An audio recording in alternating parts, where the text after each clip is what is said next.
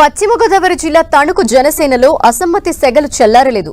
ప్రజాగళం సభ వద్ద జనసేన అసంతృప్తి నేత విడివాడ రామచంద్రరావు అనుచరులు ఆందోళన చేపట్టారు. తణుకు జనసేన టికెట్ ఆశించి భంగపడ్డారు రామచంద్రరావు.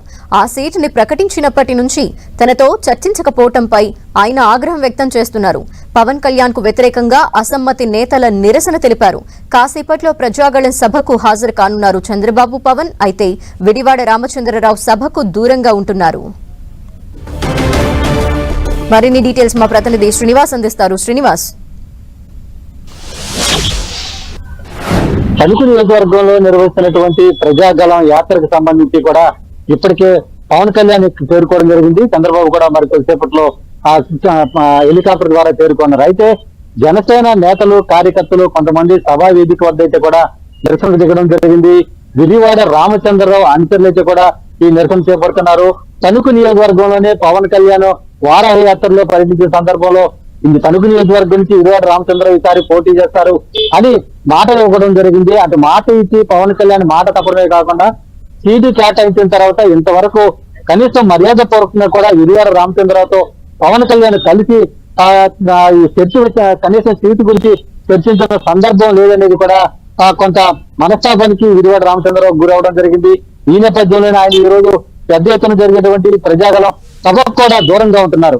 ఆయన దూరంగా ఉండడంతో పాటు దూరంగా ఉన్న నేపథ్యంలోనే ఆయన అనుచరులంతా కూడా విడివాడ రామచంద్రరావు ఫ్లెక్సీలతో మాట తప్పాను, క్షమించమని చెప్పి అడిగిన అదే నోటితో కనీసం మర్యాద పూర్వకంగా కూడా ఆయన కలిసి పరామర్శించలేని పరిస్థితిలో పవన్ కళ్యాణ్ ఉన్నాడా అంటూ కూడా ప్లకార్డులు ప్రదర్శించి జనసేన నేతలు, కార్యకర్తలు అయితే కూడా సభావేదిక వద్ద నిరసన తెలుపుతున్నారు.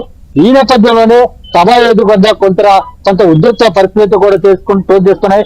ఒక పక్కన జనసేన విడివాడ రామచంద్రరావు అనుచరులు అయితే కూడా నిరసన తెలుపుతుంటే, మరో పక్కన అడవిలి రాధాకృష్ణ టీడీపీ ఎవరైతే కంటెస్ట్ ఉన్నారో ఆ అభ్యర్థి అనుచరులు అయితే కూడా టీడీపీకి అనుకూలంగా నినాదాలు చేస్తూ సభా వేదిక వద్ద కొంత ఉద్రిక్త పరిస్థితి దాటిస్తున్న నేపథ్యంలో ఇటు విడివాడ రామచంద్రరావు అనుచరులు, అటు పక్కన టీడీపీ కార్యకర్తలు ఒకరికొకరు జై విడివాడాన్ని, ఒకరంటే మరొకరు జై అరవింద్ రాధాకృష్ణ అంటూ కూడా సభా వేదిక వద్ద నినాదాలు చేస్తూ ఓరెచ్చిస్తున్న సందర్భం అయితే కూడా ఉంది.